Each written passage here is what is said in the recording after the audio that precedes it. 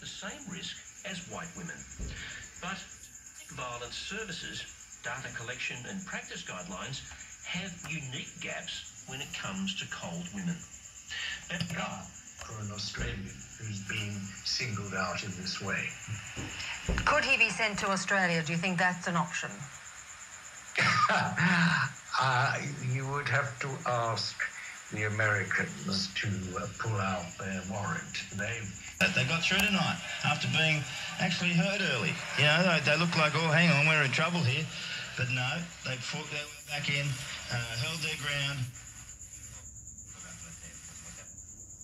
How long do you think this legal battle might go on over this extradition to the US? Several years, possibly, because it will be fought. He'll ask for bail.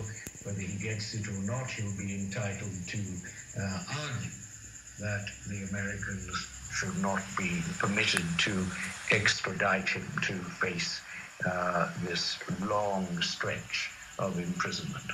Really appreciate your time. Thank you. Okay. Jeffrey Robertson talking to us there. Let's stay with this story and go right to our chief foreign correspondent, Phil Williams, who is out accessing domestic and family violence services. First of all, I would like to